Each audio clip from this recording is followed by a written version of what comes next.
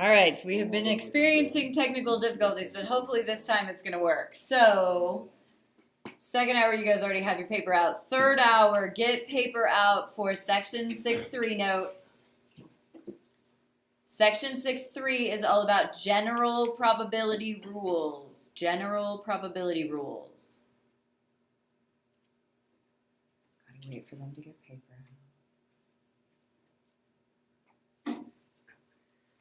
Okay, so these general probability rules apply to all situations, not just independent events like we talked about yesterday. These general probability rules are truly that. They generally apply to all situations. So our first is the general addition rule.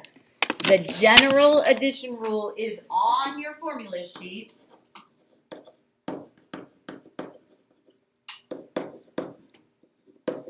And here is exactly what it says. The probability of A union B, what does the union symbol mean again? Or. So probability of A or B is equal to the probability of A plus the probability of B minus the probability of A intersection B. You cannot see. Can I move that over? What does the intersection symbol mean? And. So, to get the probability of A or B, which somebody in third hour asked me about yesterday, I think that was you, Ethan. You said, or means it can be both. Yes. In English class, or means it's either this or this, but in math class, it can be both. If you're drawing a heart card or a queen, you could also get the Queen of Hearts. So it's not separate. You have Miss O'Neill for math or you have Miss McDonald for math. It could be that you're taking both at the same time. So in math class, that or also includes the idea that it's an and. So if we are using the general addition rule, probability of A or B, then we would have to do all the probability of A, like the probability that the card is a heart, which would be 13 out of 52, right?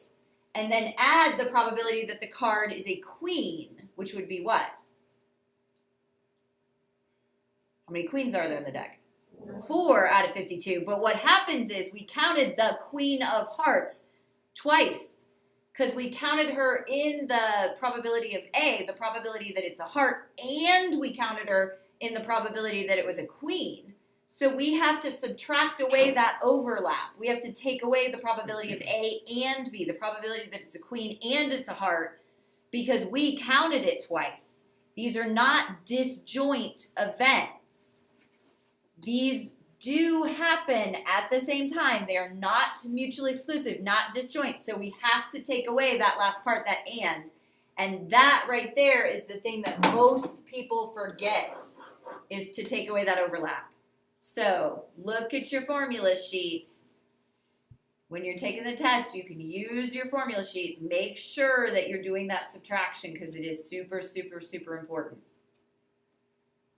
Okay, then our general multiplication rule, I'm going to come back to in just a sec. Leave a little space to write this one down because that one is not on our formula sheet. I want to go on to this conditional probability, which is on the formula sheet, and then show you how you can go from that back to our general multiplication rule. So conditional probability, second one on your formula sheet.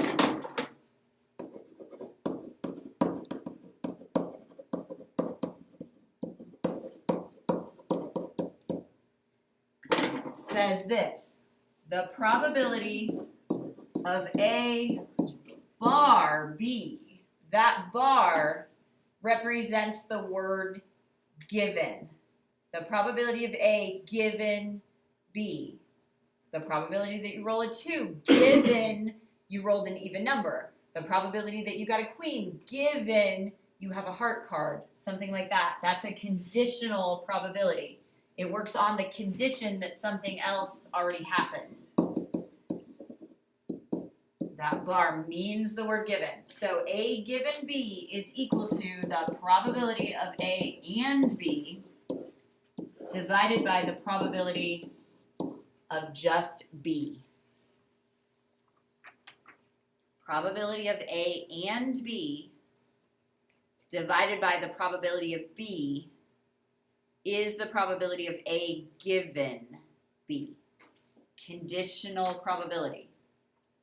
Under the condition that this happened, then what is the probability this other thing happens? Given that the person I chose was female, what is the probability that they're wearing a yellow shirt today? So it's not just one person wearing a yellow shirt out of the entire class. It's just Maddie out of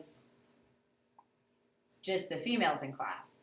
Different probability, conditional probability.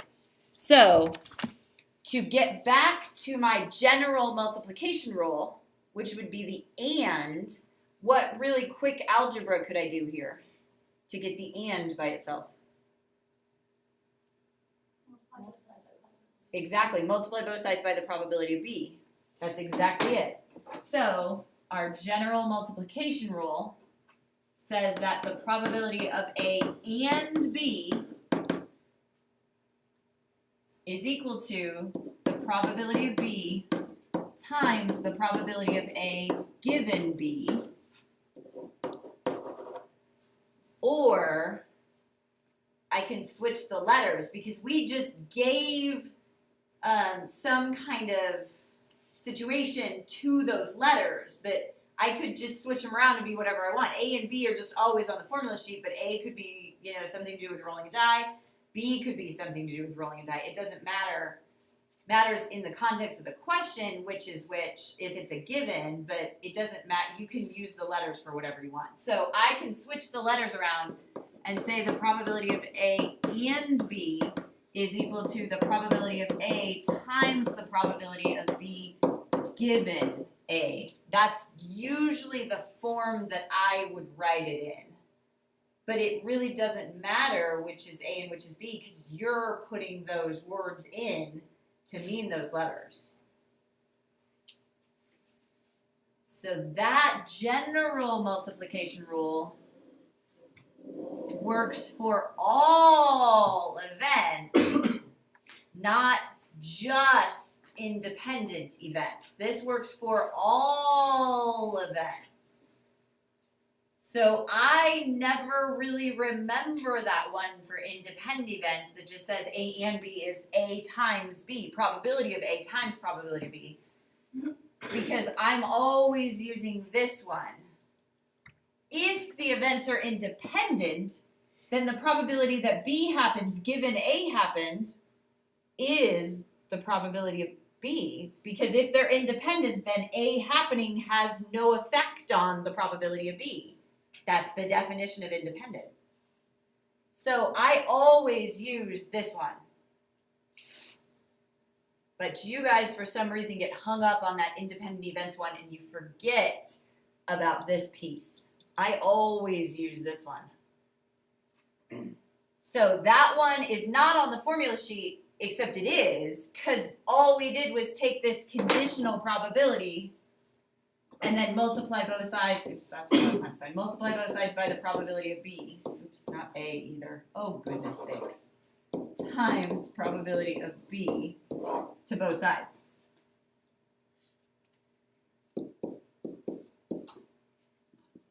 Still can't write a B. There we go. That then gives us this probability of A and B. So the multiplication rule technically is on the formula sheet, just not written in that form. Okay, so there's our general rules, work for any events. Independent, not independent, disjoint, not disjoint, doesn't matter. These work always. All right, so then, I hope I did, yes I did. Two events, A and B, both with probability greater than 0, are independent if one of these two instances is true, and depending on what they give you in the problem is going to determine which of these cases I use. It just depends on what information I'm given. One of them will be a lot easier than the other one, depending on what I'm given in the question. Okay, you go away. You go bigger. So, number 1, our multiplication rule for independent events is one way to prove that events are independent. So if the probability of A and B is equal to the probability of A times the probability of B, then the events are independent.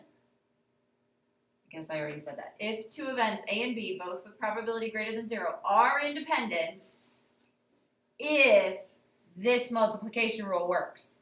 That's where I use this multiplication rule. Only when I'm proving events are independent. Otherwise, I always use the general multiplication rule. When I'm actually multiplying for a problem, I always use the general multiplication rule. The only time I use this independent events multiplication rule is when I am proving events are indeed independent. Then the second choice is using that conditional probability idea. So, two events, A and B, both probability greater than 0, are independent if the probability of A given B is equal to what? If they are independent, then the probability of A happening given that B happened, good, is equal to the probability of just A. Because if they are truly independent, then B happening has no effect on the probability of A. That right there is the definition of independent events, just written with mathematical notation. That is the definition of independent events. So you need to know those two ways to prove events are independent. Pretty big deal on the AP test. I've seen it many, many times throughout either the free response or the multiple choice. Pretty big idea. So we're going to practice these a couple different times today. Let's start with this one. An SRS of adults living in a suburb of a large city was selected. The age and annual income of each adult in the sample were recorded, and the resulting data are summarized in this table. What is the probability that a person chosen at random from those in the sample will be in the 31 to 45 age category? Probability that a person chosen at random from these people that they sampled is in the 31 to 45 age category. What do I do? Why is it out of 207? Right, because they didn't say any condition. They didn't say this is of the people who make over $50,000 a year. There's no condition to this probability. It's just out of all of those in the sample. So out of all 207, what's the probability that they will be in that 31 to 45 age category? I agree. 89 out of 207. And you can leave it as a fraction if you want, or you can change it to its decimal form. I don't recommend turning it to a percent though. Either just leave the fraction or change it to a decimal, round to 3 decimal places, but that's it. Don't change it to a percent. So if you wanted to change it to a decimal, let's see, what would that be? 0.4299 or 0.43. Yeah, 0.430. I agree. Okay. Let's make it a little more complicated. How about this one? B says, what is the probability that a person chosen at random from those in the sample whose incomes are over $50,000 will be in the 31 to 45 age category? Let me read it one more time. What is the probability that a person chosen at random from those in the sample whose incomes are over $50,000 will be in the 31 to 45 age category? 35 out of 96? Why? Because it's just out of the people who make over 50,000. So out of just the people that made over 50,000, you said 35 of them are in that 31 to 45 age category. And then I'm just looking at the people that made over 50,000, so it would be out of 96? Or should it be out of 89?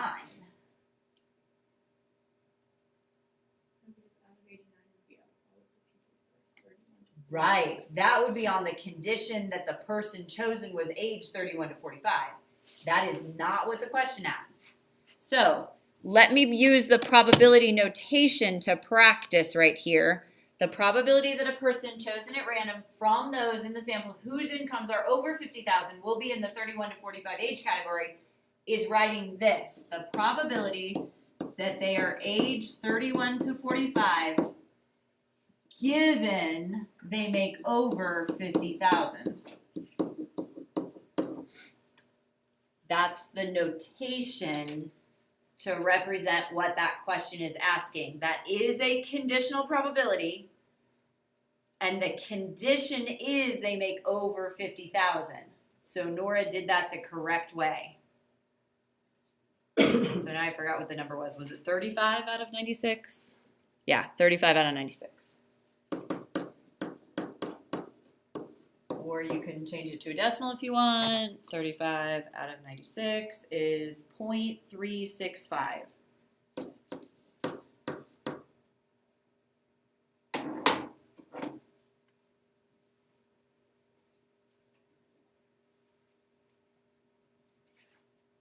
Then let me throw in part C. Part C says, based on your answers to parts A and B. Test taking strategy here. It says, based on my parts to A and B. So what do you think I need in my answer? To somehow mention my answers from parts A and B. So many times a question will say, using your answer from part C or using your answer from parts A and B, and then you guys don't use it. It tells you to.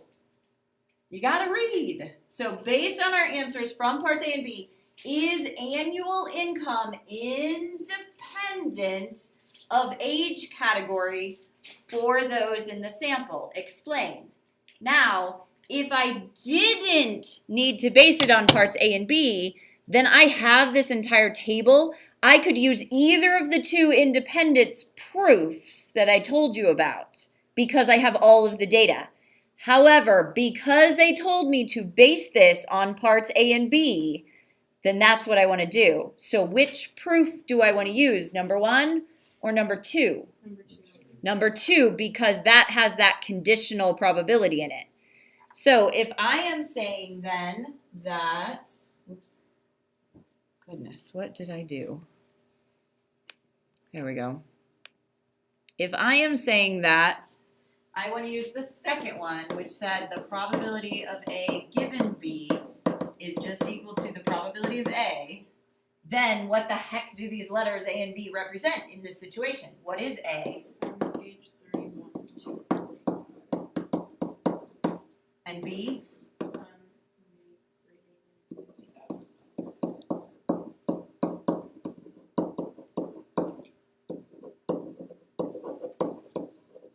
Okay. So if you want to go back and use a formula, this proof for independence where we're using the letters A and B, then you're going to have to explain to me somewhere what the letters A and B represent. Or use my notation the way that I wrote it with words inside. So you could also say, or the probability of age 31 to 45 given income is greater than 50,000 would have to be equal to the probability of age 31 to 45. Does that make sense? Mm-hmm. If you're going to use the letters A and B, that's fine. You have to tell me what the context is for your letters A and B. Otherwise, who's to say I can't just pick some other context out of the question and put it in for A and B? You need to show me what your context is. Everything has to have context. Everything. Except our probability values. So either one of those is okay. So now let's go back and look at what we had for parts A and B. What did we have for this? Probability of probability of picking someone who's age 31 to 45 given they made more than 50,000 a year. What did we say that was? 0.365. 0.365. Is that equal to, what did we get for probability of age 31 to 45? 0.43. Are they equal? No. So I say these events are not independent. Good. These events are not independent. And that was my mathematical proof. Thank you, Jake. Yep. Awesome. I will see you Friday, kiddo. Do you need a pass to class, or they knew you were taking? Okay. So the math in this one is my proof. I don't have to do a 2-column proof like I had to do in geometry or anything. The math is my proof. As long as you gave me the context so I know what you were referring to, then the math is the proof. Okay, so far so good? All right. How about this then?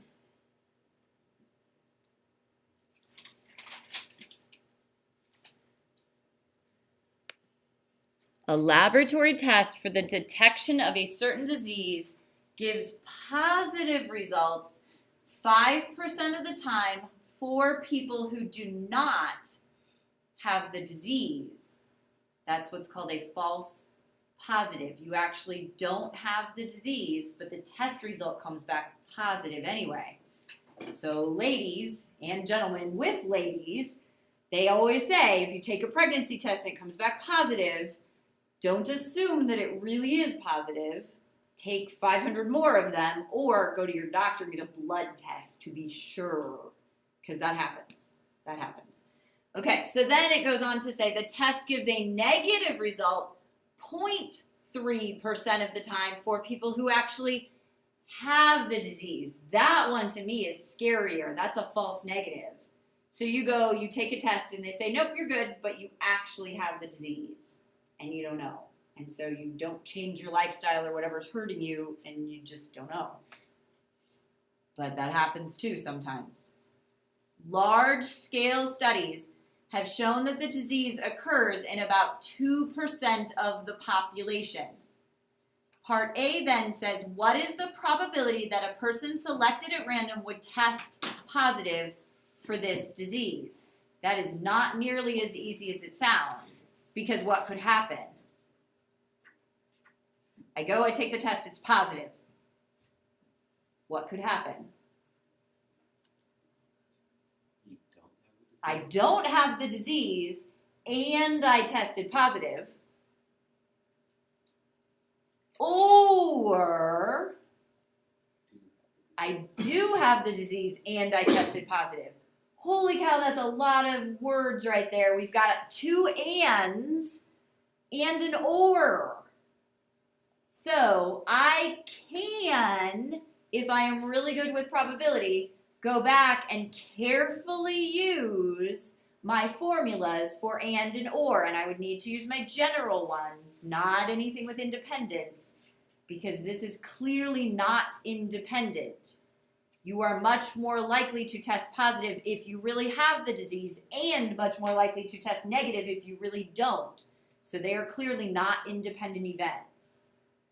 I, though, would strongly suggest, after 12 years of teaching AP Stats and doing this in multiple different ways, I have found that hands down, most of you guys do better with these kind of problems if I teach you how to make a table with this information. But I'm also recognizing that's not the only way. You can use the probability rules. It's just a lot trickier because they don't always ask the exact same question about this. So I want to show you how to make a table. So I could say, what are my variables that are going to go on my table? What's happening in this situation? The person's testing, they're positive or negative. So their test result is positive, negative, and then I like to put the totals in. And then what's the other thing that's happening in this situation? Goodness. Whether or not they have the Whether or not they actually disease. have the disease. Yes. So disease, that's not spelled right. That looks terrible. Disease, is that right? Yes. Okay. Yes. No. No. Not. And then total. That's what I'm trying to write. So, again, it's up to you whether you want to use decimals or percents. In this one situation, I kind of like to use my total as 100% because it's easier then to break down the decimal numbers. But you could just as easily say your total is 1. But I'm going to go ahead and say my total is 100%. 100 people or 100% of the time. So now I just need to fill in the rest of my table. How do I do that? Let's go back up to what information we have. Goodness. What can I add into my table? Okay, so for people who don't have the disease, but they test positive, that's 5 people? Like or 5 out of 100? 5 out of 100, 5%, yeah. You could So- just do totals like for how many people of each first, because like there's like for people who have the disease, there's 2%, and then 98% don't have the disease. Okay, so you're saying I should put the totals here for disease yes is 2%, for no is 98, that would be a total of 100. But then Nora's saying I can just put in that 5%. 5% people who do not have the disease get a positive result, which would go where? In the no and the plus right here. One of them is right, one of them is wrong. Who is who?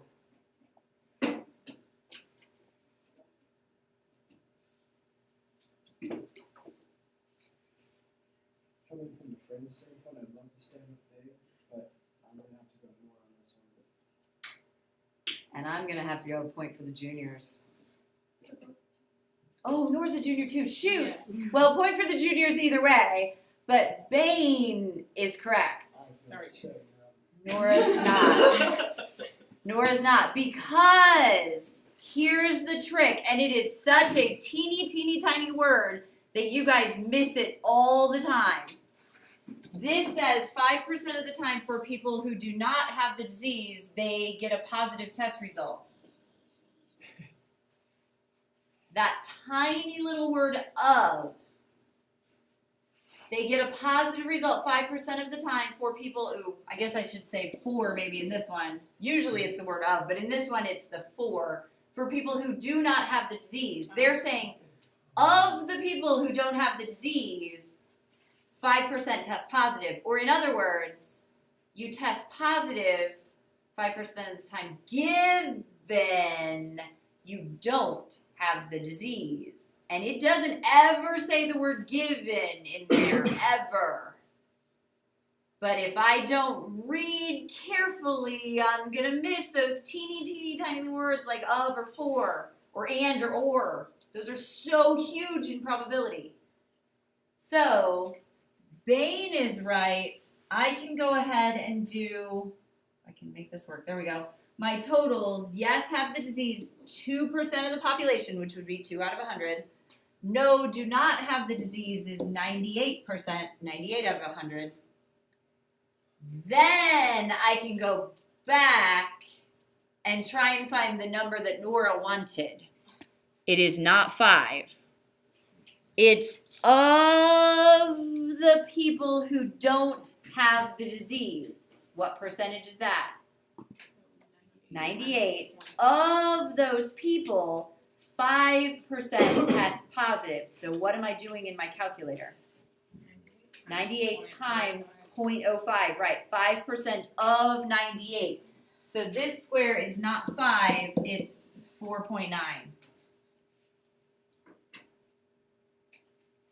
So then I can finish a little bit. I can finish that middle row in my chart. Do 98 minus that 4.9 is 93.1.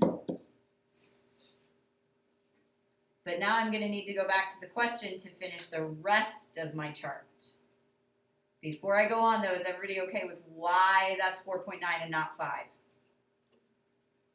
Okay, because it's the probability of getting a positive test result given you don't have the disease.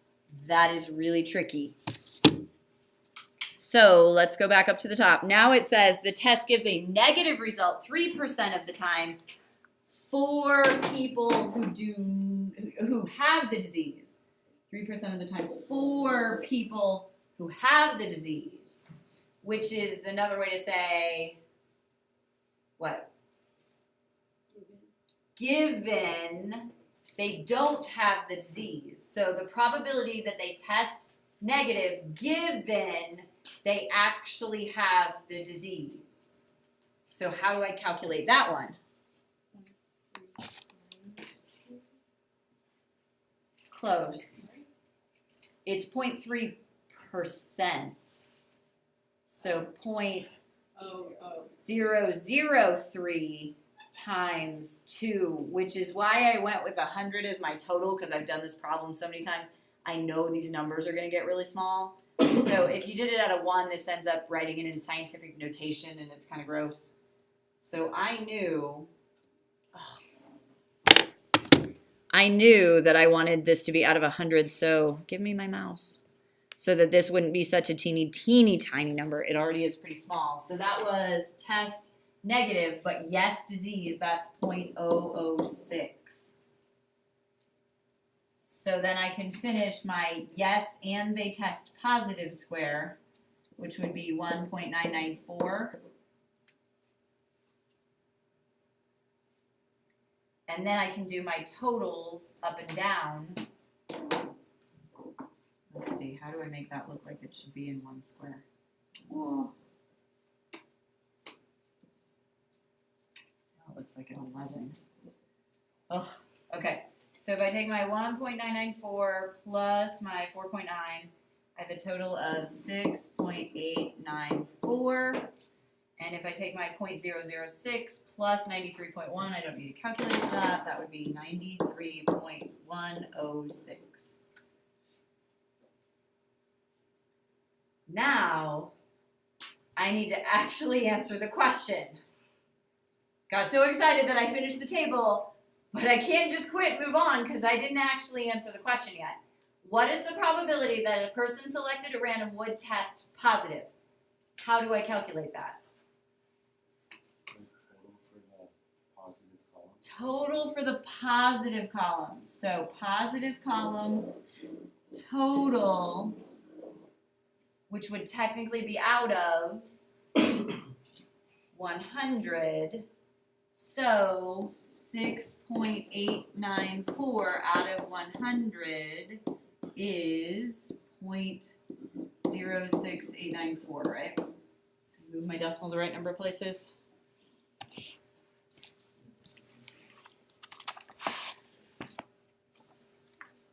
So I really did use my and or equations. I just didn't write them all out. Making the table for me is a lot easier. But you can still use just formulas if you want to. Okay, let's try the next part. What is the probability that a person selected at random who tests positive for the disease does not actually have the disease? That is not what they gave me in the problem stem. In the problem, they told me that percentage of time that someone would test positive given they don't have the disease. Did I say that the right way? For people who don't have the disease, the percentage of the time they test positive. But this is not what they're saying in this question. What is this question saying?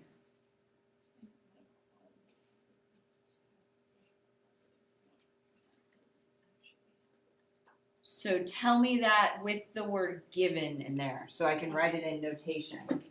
Probability that, so can I say no disease to kind of abbreviate that a little bit? Given that they tested.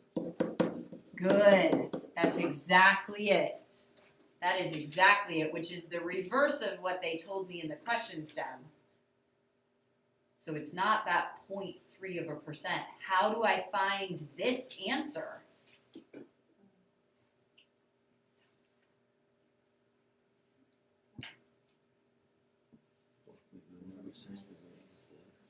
.9 divided by 6.894. Why? Because that's the people who tested positive that didn't have the disease out of all of the people who tested positive. So, go back up so you can see the top row of my chart. Oops. This was the test results came out positive out of all the people who tested positive. That's that given part. That's the denominator. It's like this is a fraction bar. So out of all the people that tested positive, that 6.894, of them, how many did not have the disease? So I agree, no disease out of that whole column of tested positive is 4.9 out of 6.894, which comes out to be about what?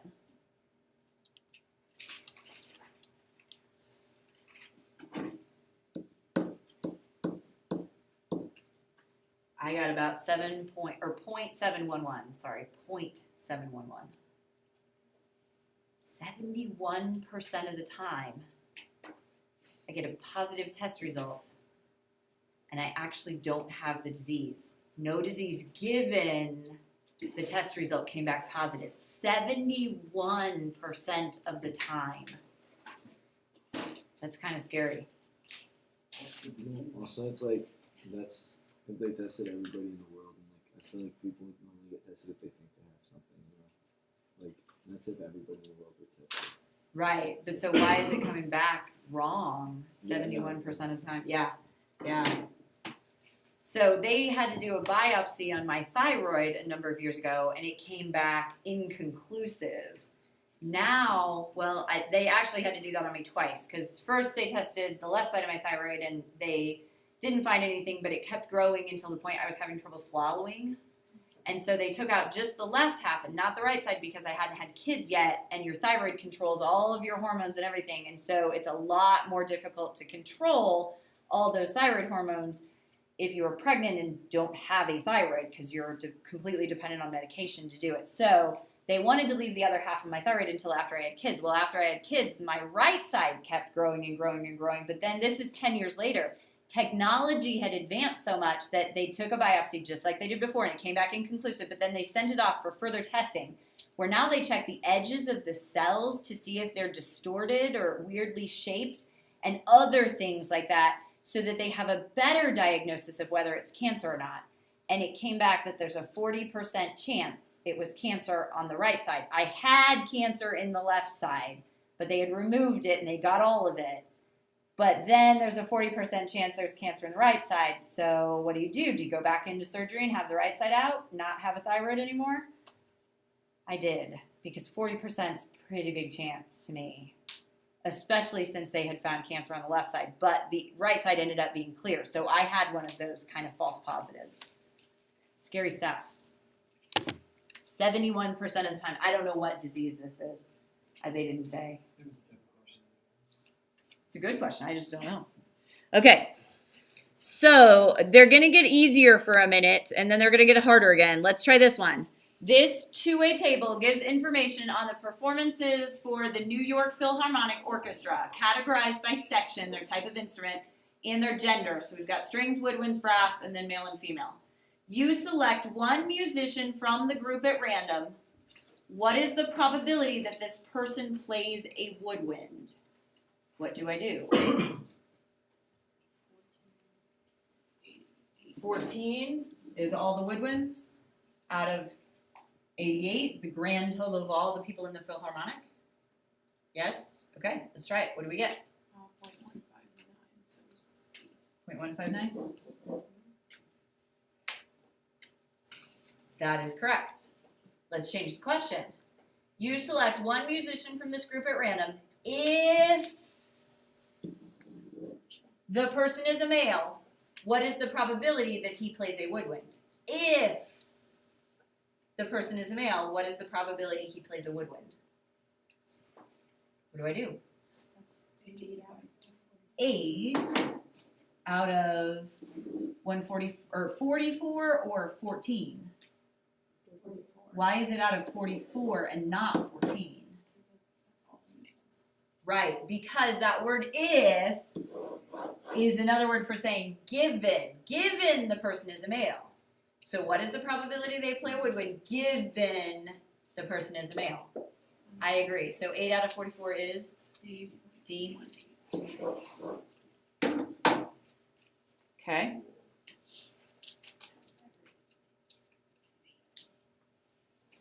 How about this one then? Again, same table, I just copied it onto another slide. Number 5 says you select one musician from the group at random. Which of the following statements is true about the events plays a woodwind and male? The events are mutually exclusive and independent, not mutually exclusive and are independent, mutually exclusive and not independent, not mutually exclusive nor independent, or the events are independent but we don't have enough information to determine if they are mutually exclusive. Let's start with the mutually exclusive part. What does that mean again?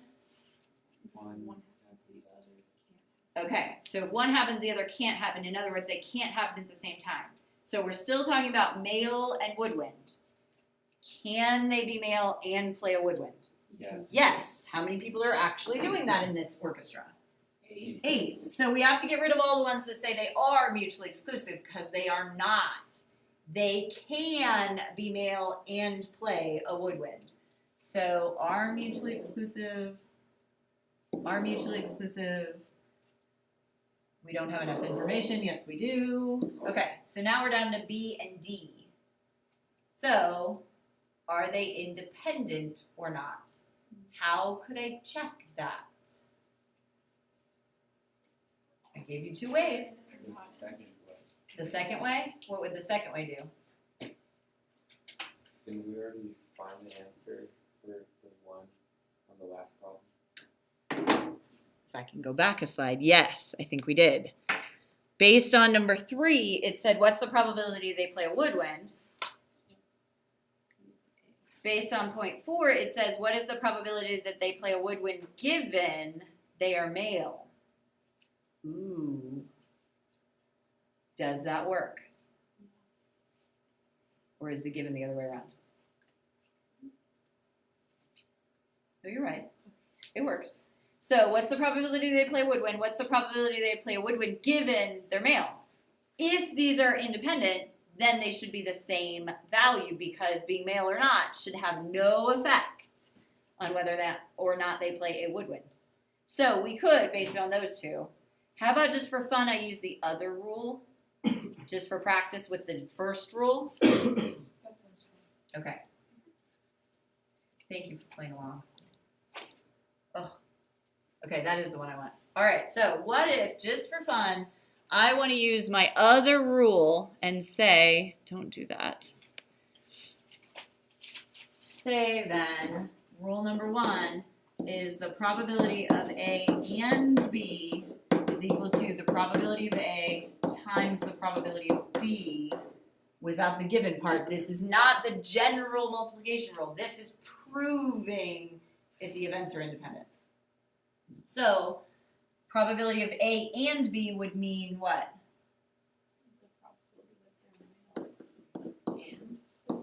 they're male Male and woodwind, yep. So does that equal the probability that they are male times the probability that they play a woodwind?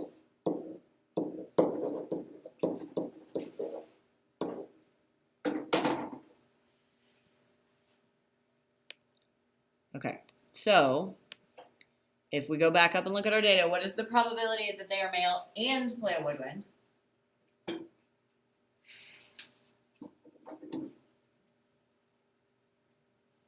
Oh, that's a good question. Just be 8 out of 88 Yes. Why would it be 8 out of 88? because it's like out of the whole thing. Yep. This is male and they play a woodwind out of everybody total. Because I didn't say given anything. It's not a conditional. So I agree. 8 out of 88. Now what's the probability that they are male, period? 1/2, because we have 44 out of 88. And then what's the probability that they play a woodwind, period? 14 out of 88. I agree. So, back down here, our A and B was 8 out of 88. Does that equal probability of male, which was 1/2, right? Times the probability of woodwind, which was 14 out of 88. Is that the same thing? What is 8 out of 88? And then this would be 7 out of 88, which I don't think reduces. No. So are those equal? No, not independent. Cool.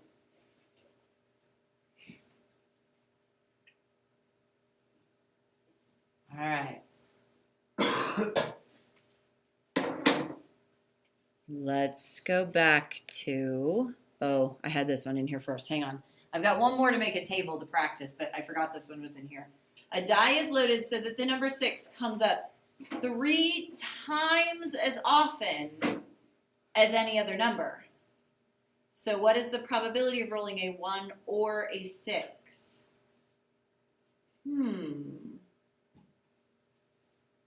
Maybe I could make a probability distribution, a probability model for this. What are all the things that could happen when I roll a die? What's my sample space? Right?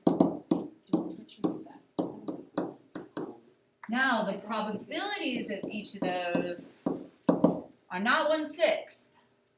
Because this one says the number 6 comes up 3 times as often. So there's a weight in the side that's opposite the 6, so that when I roll the die, it's more likely that that weight's going to land on the bottom and the 6 would come up on top. So, I don't know what the probability is of rolling a 1. So maybe I could just use a variable and say this is x. If you don't like this x and this x, you can make a y or something. This one's supposed to be a capital letter X. So then rolling a 2, what would its probability be? Also x. 3, 4, 5, 6. Yes, exactly. It's 3 times as likely as the other numbers. If the other numbers have a probability of, I don't know, let's call it x, then that would be 3x. What do I know about all of these probabilities? They add up to 1. So I know that x plus x plus x plus x plus x plus 3x has to all add up to 1 or 100%. So then what can I do? Add them up. So I've got 5 x's if I wrote enough of them. Yeah, I did. Plus 3 more x's is 8x. So then x is, so the probability that I roll a 1 is 1/8. A 2 is 1/8. A 3 is 1/8. A 4 is 1/8. A 5 is 1/8. And a 6 is 3/8. So, what is the probability of rolling a 1 or a 6? Why is it 1/2?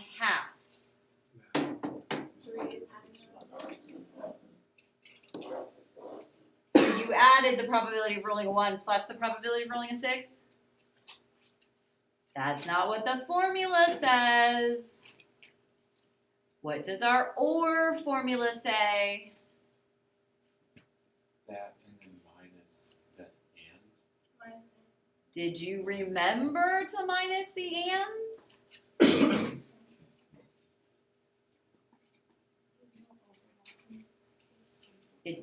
Doesn't apply in this case because 1 and 6 are disjoint events, right? But would you remember to check the subtract on any problem? I'm not sure you would. So I would practice it every single time. I would always... I needed to reorient this before I started, but I didn't. Okay. I would always stick with my rule. I want the probability of 1 or 6, which is equal to the probability of 1 plus the probability of a 6 minus the probability of 1 and 6. I would always use that rule. Then just recognize, oh, the probability of getting a 1 and a 6 at the same time is 0 because I can't, they're disjoint events. But I would always use this formula because when we get to a problem where it actually matters, you're gonna forget. And I don't want you to forget. Don't forget. Just always use the correct formula. So probability of 1 was 1/8 plus 3/8 minus 0 because they are disjoint events. Oops, that's supposed to be an 8. I agree is 4/8 or 1/2 or 0.5 or 50%, but I don't like the percents.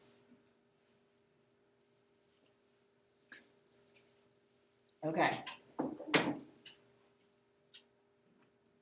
How about this one?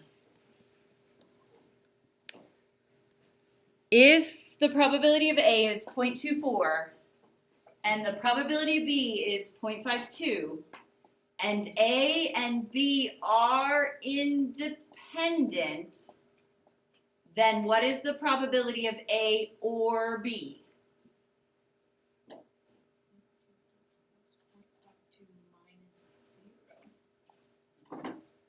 0.24 plus 0.52 minus 0? No?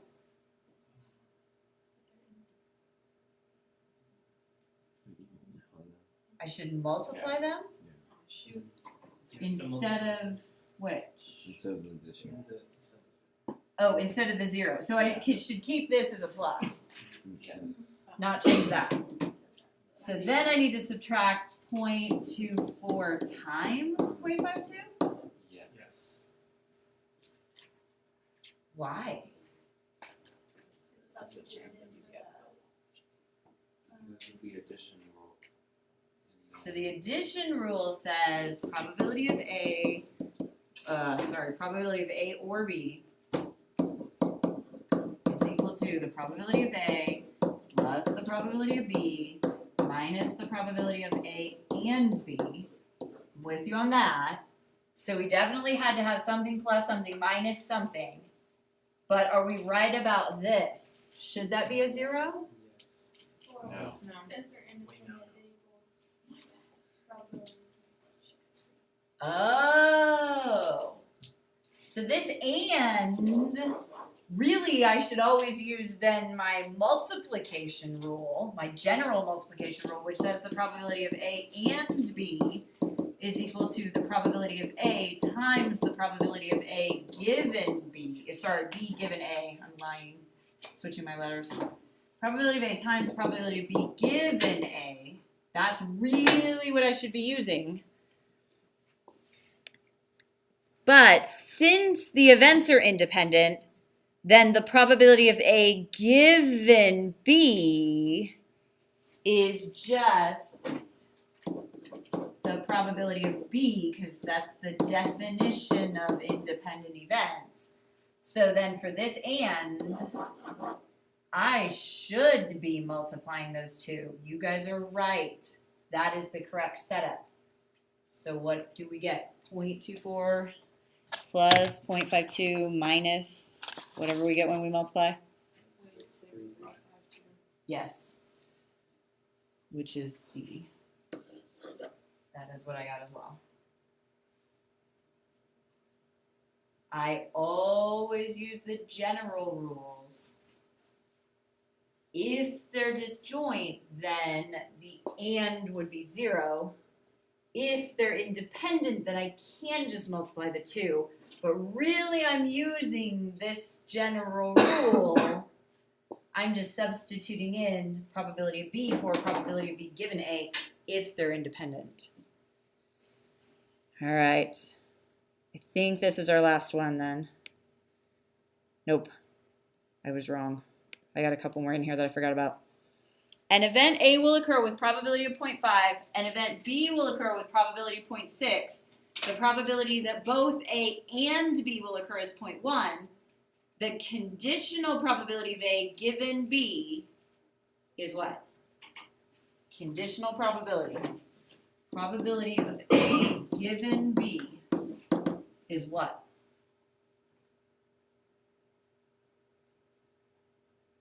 That's on the formula sheet. The second way we wrote it down.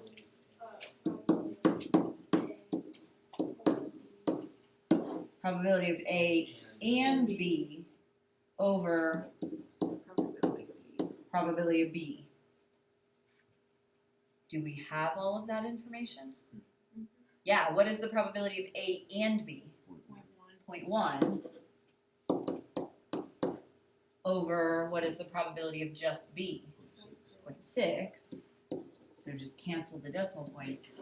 Probability is 1/6.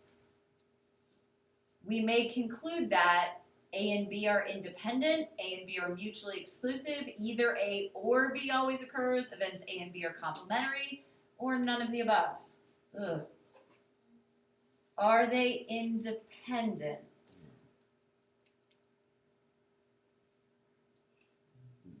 Why not? There's As the- probability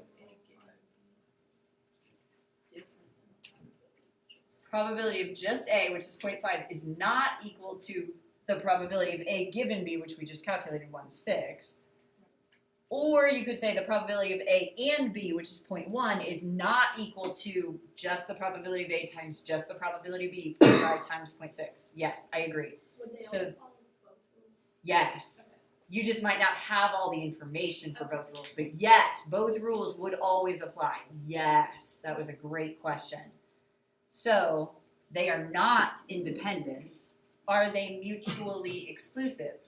No, Why not? because there's a probability that they'll both occur. Yeah, we have a probability of 0.1 that they both occur, so they can happen together. They are not mutually exclusive. Either A or B always occurs.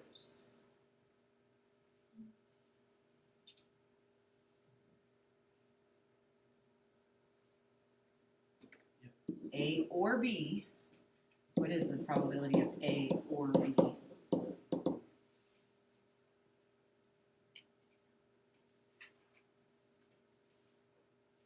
Seems like the Holland numbers add up to 1. So Well, what is the rest of this equation?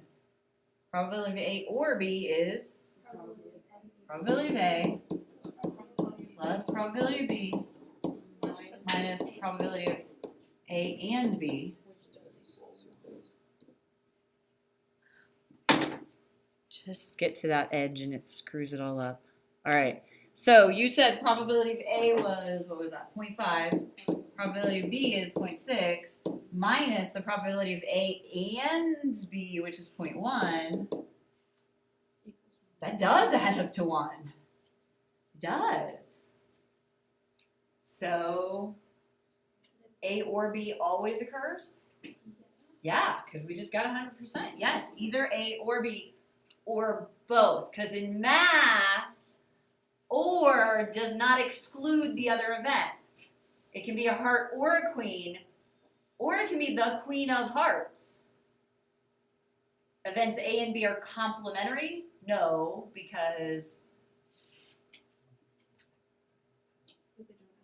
they don't by themselves add up to 1, because the complement would just be 1 minus the other one. So that doesn't work. And then clearly it's not the last one because C worked. See what I mean? By probability seems so easy, and then all of a sudden it's like, boom, really complicated. Because you really got to think. And you really got to read those teeny tiny words, and, or, of, given. So important. All right, so you guys are doing great. I know this is a long day. I appreciate you. Let's try this next one if I can get my mouse back. There we go. The table says it gives the counts in thousands of earned degrees in the U.S. in a recent year classified by level and gender of the degree recipients. Suppose one degree recipient from this group is selected randomly. List 2 mutually exclusive events for this chance process.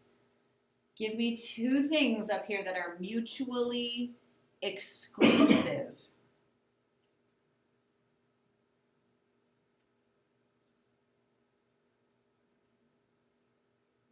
Female who gets a master's degree and being a male who gets a master's degree. You don't even have to be that detailed. Oh, so being a female or being a male? In this situation, yes. Because they have either categorized people as female or male, no transgender, no nothing else. It's just those 2 categories. They are separate from each other. No one up here is classified as both male or female. You could also do degree programs. Getting a bachelor's and getting your doctoral degree cannot happen at the same time. That would be so much work. You can't anyway, because you'd have to earn your master's at some point in between. But even if you were working on somehow your bachelor's and your master's at the same time, which I don't even know if you can, as this chart is represented, they're separate. What about female and professional degree? Those are not mutually exclusive. Why not? Because it's happened. Because it happened 30 times out of that 1,626. Yeah. So those are not mutually exclusive. But we could say genders are, or degrees are. But they have to be separate. You can't put one gender with a degree or they're not mutually exclusive anymore. Okay, how about this one? What is the probability that the person selected earned a master's degree? 365. Okay, and I'm just not going to change that to decimal. I'm just going to leave it there. I think that was, oh, nope, there's another couple. I know. I already had the answers up. Okay, what is the probability that the person selected earned a professional or a doctoral degree? Professional or doctoral? 74 plus 42. Would I minus 0? Do I need a minus? I'm saying you should always do the entire rule every time because I think you're safer that way. So I would say the probability of A or B is equal to the probability of A plus the probability of B minus the probability of A and B, but then this could be 0.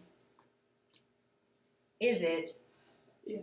Yes, because we just said the degrees are mutually exclusive. If they're getting a professional degree, then they are not earning their doctorate at the same time, because that is a lot of work. So I agree, we can just add our 74 out of 1626 plus 42 out of 1626 minus 0. And then I'm not even going to finish working that one out. We'll just write that. What did I say was 74 out of 1626 plus, oh, I forgot the numbers. 42 out of 1626 minus 0 equals whatever it equals. Okay.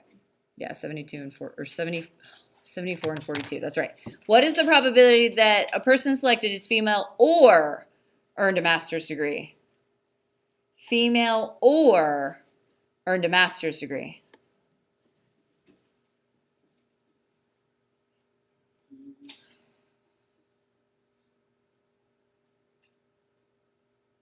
So that 856 over 1626 plus 194 over 166. What do you guys think? Christina's making a funny face. It's not because I didn't really read the question, but I think it's 171, right? And then I don't know. I don't know. 856. 365. Yeah, it's the 365. Why is it the 365? Because the masters. Yeah, so it's the probability of A, period, which A being female was 856 out of 1626 plus probability of master's degree, all the master's degree, which is 365 out of 1626. Is that it? Then you subtract. Then I have to subtract this time. I really have to subtract this time. That's where the 194 comes in. That's where they're female and they earned a master's degree. That's my not independent and not mutually exclusive events. Okay, so that's a lot of numbers for me to remember. Maybe I should just write it here and draw an arrow. 856 out of 1626 plus 365 out of 1626 minus 194 out of 1626.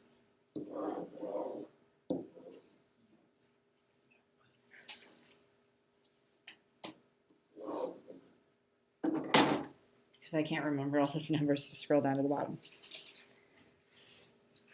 Okay. Really the last one. Really, really the last one. Suppose your school is in the midst of a flu epidemic. The probability that a randomly selected student has the flu is 0.35, and the probability that a student who has the flu also has a high fever is 0.19. But there are other illnesses making the rounds, and the probability that a student who doesn't have the flu does have a high fever anyway as a result of some other illness is 0.12. Suppose a student walks into the nurse's office with a high fever. What is the probability that she has the flu? I would make a table, yes. But you can do it with formulas. What would we do?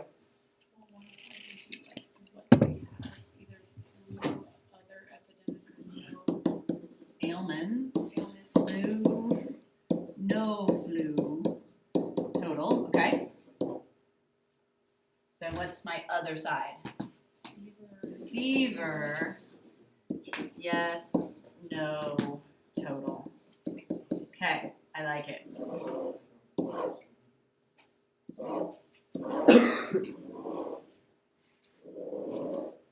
Okay.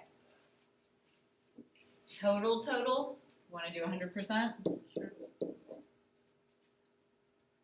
So, where can I start? What can I put on my chart?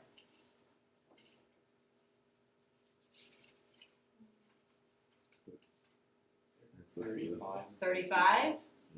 35 is the probability that a randomly selected student has the flu.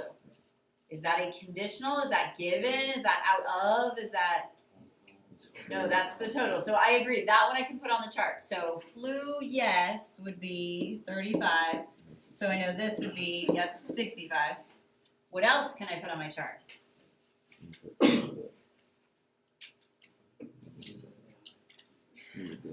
Student who has the flu also has a high fever is 0.9.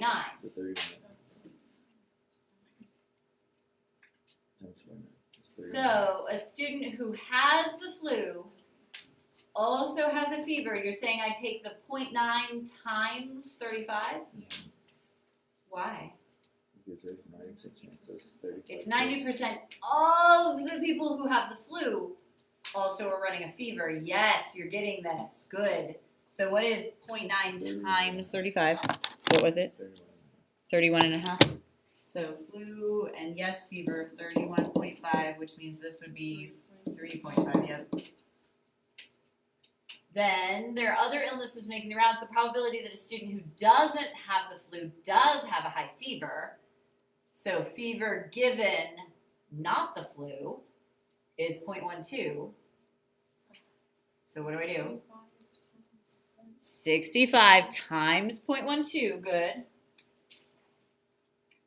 is 7.8. So this was not the flu, but they do have a fever. And so take that away from 65, 57.2, add crosswise, plus 7.8, 3, 3.5 plus 57.2 is, oh, what did I do? I did times instead of plus. There's no way that can be 200. Okay, 60.7. Okay, so can we actually answer the question now? Suppose a student walks into the nurse's office with a high fever. What is the probability she has the flu? Give that to me in my notation. Probability that what?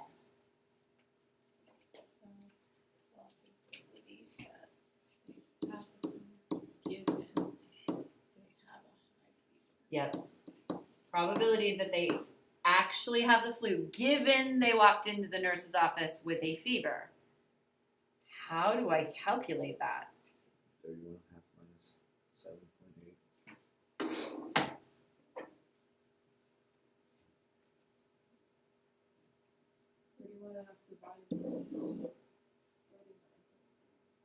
Divided by 39.3 or divided by 35? Or divided by 100?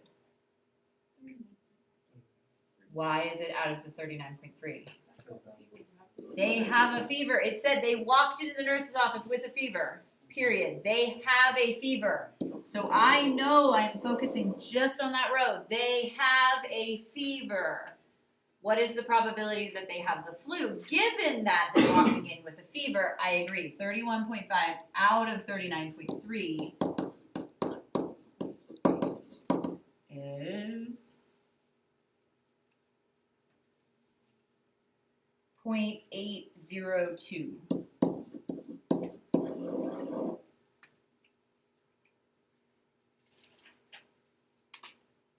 Probability takes some practice.